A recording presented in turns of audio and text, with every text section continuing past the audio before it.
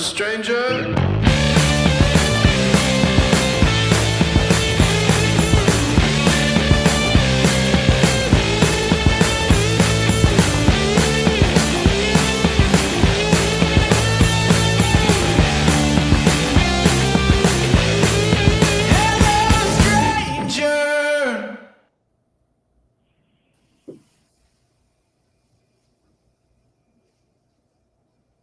Good morning, good afternoon, or good evening, depending upon where you're joining us around the world. Welcome to the IT Nation 2025 recap. I'm joined today by John Helms, Parker Trojanowski, and Jason Short.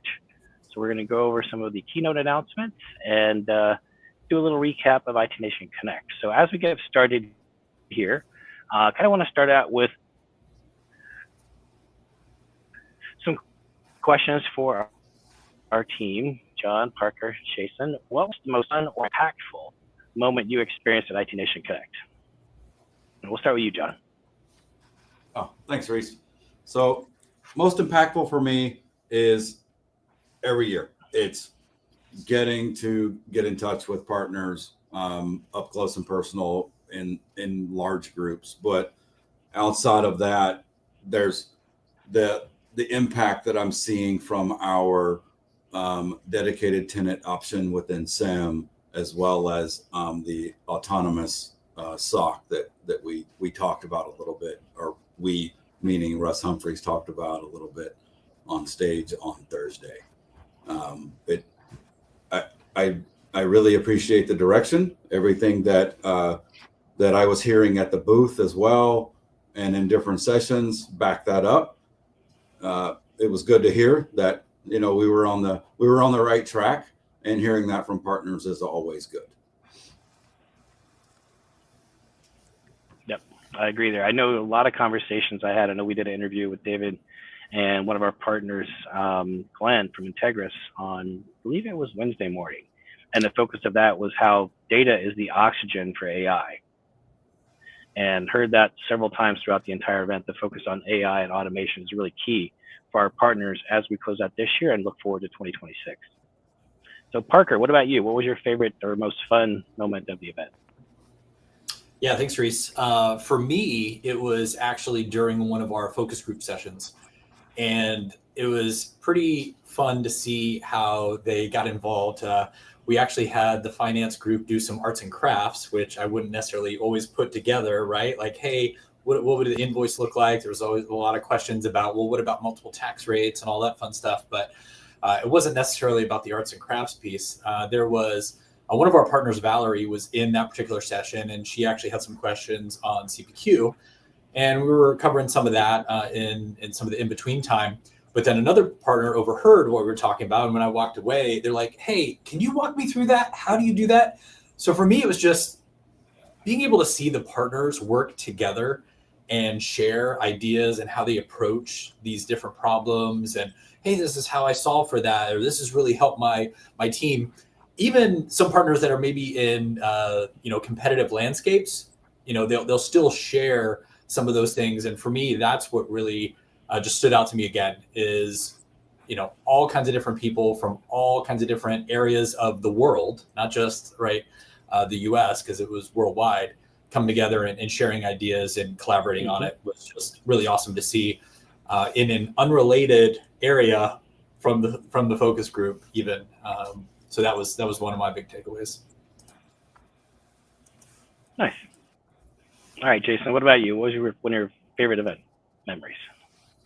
It's hard. The week goes by so fast, and to be able to step back for a couple of minutes and think through all the things that have happened. Yeah, it's hard to argue with the same point John made, which is we all of us on the product side usually have very specific interactions with partners throughout the year. We're either going through net new features and trying to get feedback on them, or might be dealing with an escalation, and to be able to just kind of interact with people without a set agenda, walking up to somebody that's coming up to the booth, or meeting with somebody outside of a session, or right at the end of a session, and just kind of talking about the things that go well beyond just their day-to-day integration and interaction with our tools, but be able to kind of talk to them about their business and go definitely a layer deeper than what we sometimes get to on some of the product related conversations we have. And that was great. It's hard to, there's so many pieces of the keynotes too that were kind of inspiring, very different, right? The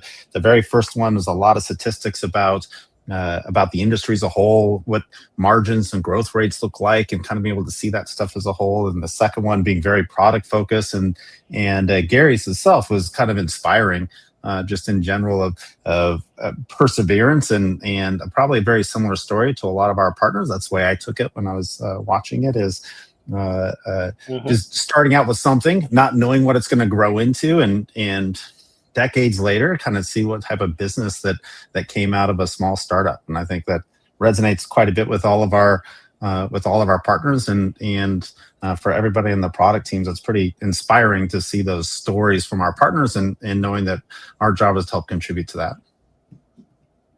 Yeah, that's a really good point. I know one of the things that Peter Kajawa was talking about in his keynote was in regards to some of the things we've announced with the Benchmark Essentials and the Evolve Essentials, right? So we're trying to get the newer, smaller partners, getting them more engaged, getting them analytics so they can understand what good looks like so they can be successful and grow their business. So for me, I mean, there were so many awesome things about the event. I mean, I really enjoyed hosting the studio with Jessica.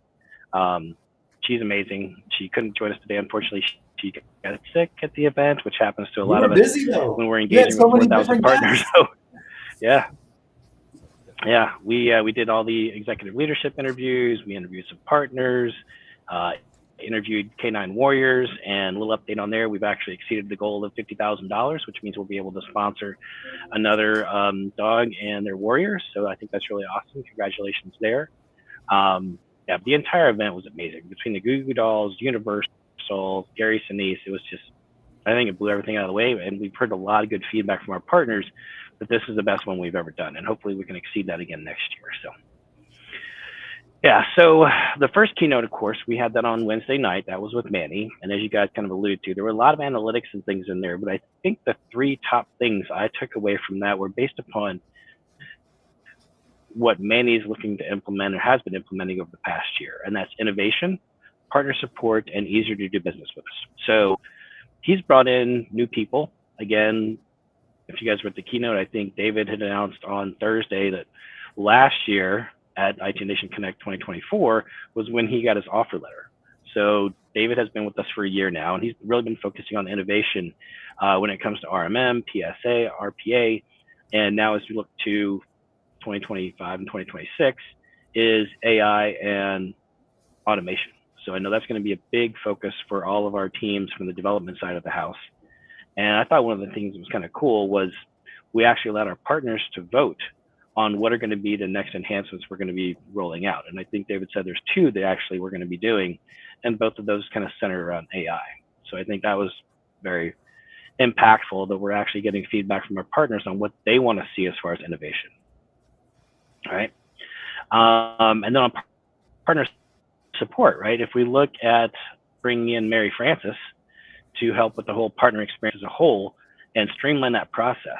You know, we've had multiple colleague connect calls over the past several months. We're talking about, you know, we're all on the ship together and you can't pass by a link on the ship. You know, you got to plug that link. Otherwise the ship's going to go down and everybody else is going to go down with it. So it's about taking ownership and not being like, oh, that's not my job. It's about making sure that the company as a whole is moving forward and we're all rising and rising together. So, and easier to do business, right? We're talking about overhauling our entire billing system to make it easier for our partners to do business with. Comes into the itself by combining the account executive role and the account management role down to a single point of contact. So you have your new RSM role that's going to be the partners engaging with that individual instead of having multiple people they need to reach out to. So I think that's going to streamline that process when it comes to partner support and easier to do business with us as a whole. You guys got any comments on that? You know, we always have comments. You brought the wrong three people onto this call. Go ahead.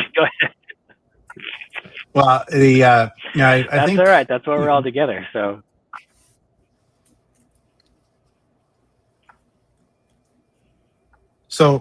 I think on on that first day keynote, aside from some of the metrics and then also talking about the org structure, it's a really good balance between bringing in some new people and new perspectives, a new way of doing things with also some mainstays.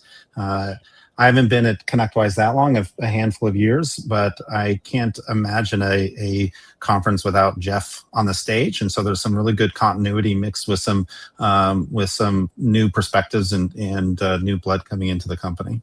It's a good balance. Yeah. I mean, I definitely appreciated that when they brought up some of the partners. Like I know they brought up Peter Wembley from New Charter and Paul Magnano, I believe he's a partner out of Australia. So I think getting their insights was very key as part of that keynote, right? So I mean, partner And they were feedback very is frank. always something we They want to even take poked this fun away and at, get you know, Manny and others and those types of things. Said, hey, you said I could say whatever I want on the main stage, right? But I mean, I think it's important because we're not the only voice, right? Like we're there to hear and listen and respond to our partners. Like we would be nothing without our partners. And yeah, I think it was very refreshing to give them an opportunity to get up there in that type of a session, just Peter asking open-ended questions and them talking about it. So I thought it was a great way to kind of kick off the week and kind of kick off that collaboration and just, you know, open sharing across the community. Yeah. And Parker, to that, you know, I agree. Partners calling us out and telling us when we're wrong is good. Like, please do tell us. We want the feedback, whether it's positive or negative. Even when some of the feedback was, hey, Parker, I saw you voting for your own features at the booth. There were these nice little Plinko chips. I know you seem to be filling up your own feature. But yeah, no. So we have always, you know, positive or negative feedback. Let's hear it. And the fact that feedback was coming on stage for everybody to hear. Like we're not backing down from it. We want to hear it. You know, Peter saying something good and or bad is good for ConnectWise and good for the partner base regardless, because we're listening. And that's something that should always be taken away from these events, is that we are listening. Sometimes it seems like a lot.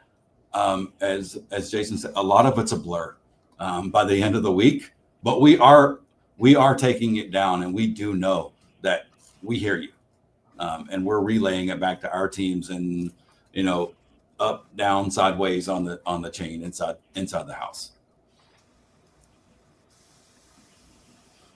I did think it was kind of comical that they called out someone, they didn't name the partner, of course, that took a box of the chips and dumped it into the RMM silo, because there were 6 different silos that they had for each one of the product innovations. And I guess someone took a box of chips and just dumped it in there to try to get that bumped up. But I think they null and avoided that one and focused again on AI and automation. So kind of comical there.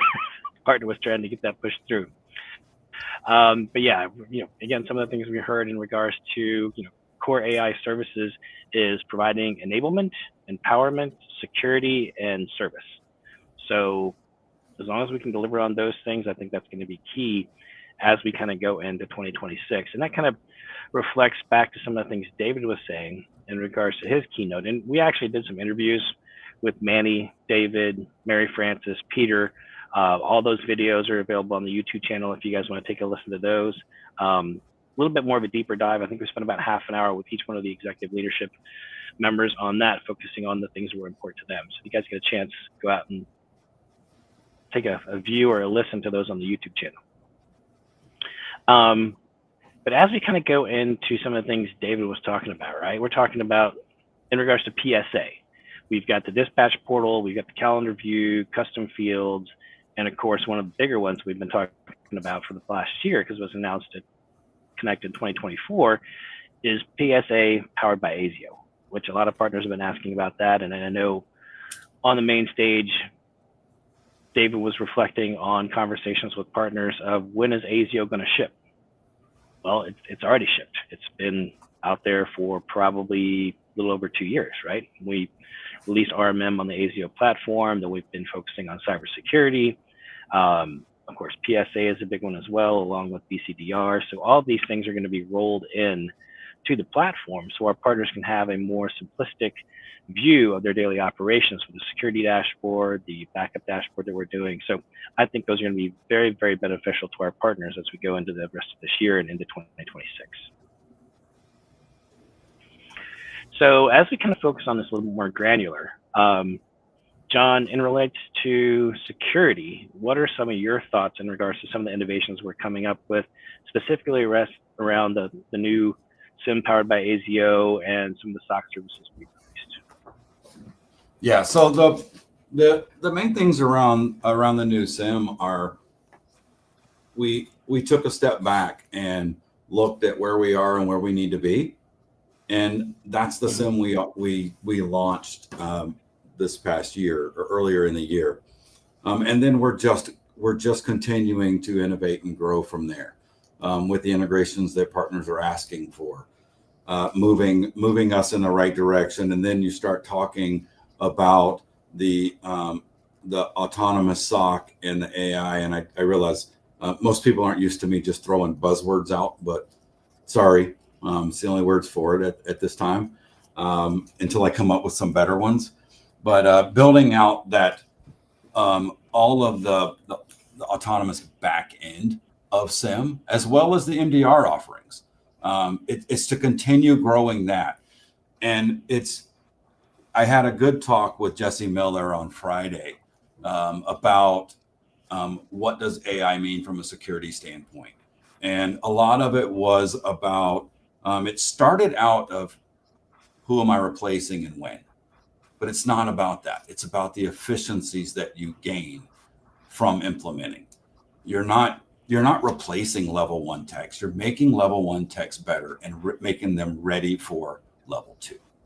And I use level 1, level 2. That's not always the case. T1, T2, whatever you want to call them, in whatever department they're in your space or in your business. But it's just making everyone more efficient, regardless of their actual job roles, and doing that on the backside of SIM and EDR is also accomplishing that. We're just doing the security side of it.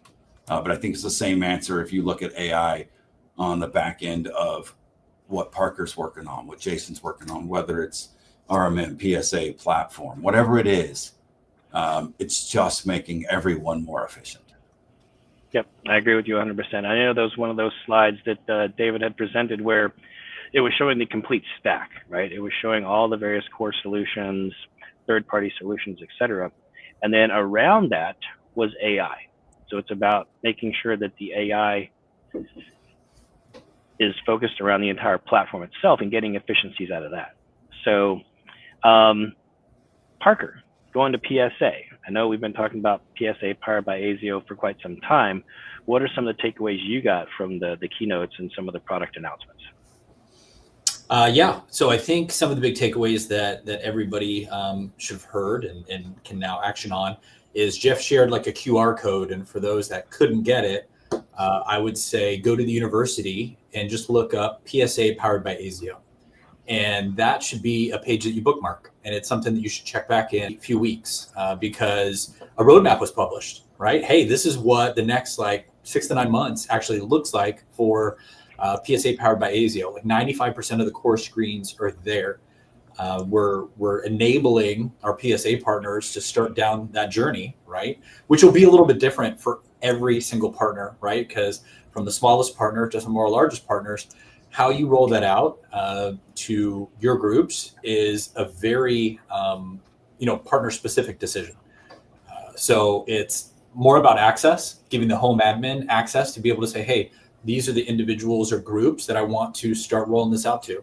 And then we'll start rolling it out to everybody. So we've got, again, like the My Calendar, that's been pushed this quarter. We've got Dispatch Portal, Reese, as you mentioned, that's coming out at the beginning of Q1. But custom fields was a question that came up a lot. We've got custom fields across a number of our different screens already in PSA powered by ASIO. I kind of covered this in my session and my breakout, but like the agreement custom fields, those are there. You're able to see those in ticketing. You're able to see the custom fields. Opportunities are there. Some of the ones that are going to be coming up next are around, like, say, purchase orders or time entry. So we're going to be rounding those out the remainder of this quarter.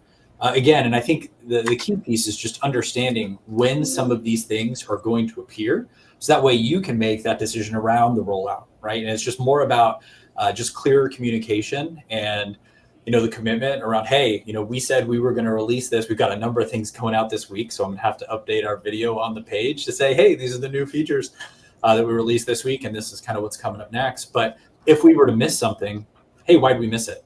And there's already some videos on the page related to that. Like, hey, I was expecting to get this a little bit earlier. Why didn't we? Well, some of it was because of partner feedback. And we go into that in those particular videos. But excited that, our current PSA partners are going to be able to get access to it as long as, they're in the cloud and they got SSO. There's no charge, right? Like you get it as part of being that PSA partner, with us. And excited to get more and more feedback around that. So those are kind of some of the core messages. But again, I'd recommend go to the links that have been posted to actually get the full message, right? Because it's hard to kind of capture this in a very quick, 30-minute, roundtable with us. Yeah, exactly. And like you mentioned, David was talking about transparency, right? Making sure that we've got the roadmap out 6 months. And I think he announced, 90 days. So we're looking at 90 days as far as what we're going to deliver upon. And then if there's any changes like that, having transparency to make sure that we're notifying our partners where that delay might be and the reasons for that. So I think that's very impactful for our partners across the board to kind of remove some of that uncertainty. So. Or if we release it early, hey, exciting news. This came out a little bit earlier too. So we always try and focus on the late stuff. There are things that we can bring forward. So yeah, I just want to mention that. So our teams are working hard, but yes, because of, right, that transparency and because of the feedback that we've gotten, absolutely right. Yep. And as we kind of close out in regards to product, we've got Jason. He's going to kind of give some more information in regards to RMM, because RMM was the first solution that was actually developed on the ASIO platform. Yeah, it was, and it's been an interesting journey for RMM. I mean, and one of the things that's just kind of calling back to something that Parker said, even if you're not a PSA partner today, as PSA brings functionality into ASIO, it benefits the entire platform. So a great example of that is working through grouping and targeting of companies together into different groups, and that's a functionality that's not there in RMM. But as PSA brings that in, then it's something that can be utilized by security for grouping partners and RMM for grouping partners. It's great to be part of a platform and be able to take advantage of some of the PSA into ASIO roadmap as we can deliver some of those things to RMM partners. Similar with one of our big announcements this fall was nearly 7,000 applications in third-party patch. And about a year ago, John, the security team, released vulnerability detection and being able to tie all those CVEs against third-party patches. So every time one of us or one of our groups, our product teams release something, it starts to benefit almost every partner that's utilizing ASIO in some way. We had a lot of other great announcements, and I think one of the most important, though, is over those last 2 years, the product teams for the platform and the product teams for RMM have really spent a lot of time really building out and strengthening the foundation of ASIO. And you can see that in the performance of RMM over the last 6 months of patch performance and tasking performance. That reliability itself is really at the core of ASIO. And so as PSA and other tools, security tools, continue to be built out on ASIO, it's being built out on a stronger foundation. So those are some of the things I'm most excited about, not just some of the net new features, but just really the strength of that platform and how much the both the platform teams and each of the product group teams have spent on strengthening the ASIO platform. Yeah, and I think one of the things that kind of resonated with me and when David was doing that presentation was the number of endpoints. So he's like, let the partners who are leveraging RMM speak for themselves. I think there's is it 2.5 or 2.8 million endpoints that we have RMM deployed out to. So that's impressive when you start thinking about those numbers, and they're just going to continue to grow. Yeah, it's we're definitely approaching the 3 million mark, but we grow month over month at a higher rate than we've ever grown almost any endpoint based product. Yeah, that's awesome. Well, thank you guys for your insights today. I appreciate your time as we kind of recap the IT Nation Connect 2025. I'm looking forward to 2026. A couple things I want to mention before we wrap up here is make sure that you guys go out to our YouTube channel to review the keynotes and some of the other interviews that we did. They're all out there on the YouTube channel. And then as a special reminder, we have until tomorrow evening at 11:59 p.m. to leverage the promo. For $300, you can get your all access pass to IT Nation Connect 2026. So I highly recommend you reach out to partners, anybody that you guys have been working with or spoke with at IT Nation Connect to make sure that they're leveraging that promotion, because you won't find a better price. So I have had people ask me like, well, can we substitute other people if we don't know if that person's going to come? I would say just sign up for it. And if you need to make substitutions, we can do that, I believe, 2 weeks prior to the event. We can change out individuals if you need to, but make sure you guys are leveraging that promo with the partners to make sure that they're going to be able to attend next year. All right. Well, again, I appreciate you guys' time. If you have any questions, let us know. We're happy to address those. But we're going to wrap up for now. And thanks for joining us today. Thanks, Reese. Bye, guys. Thank you all. Thanks, everyone.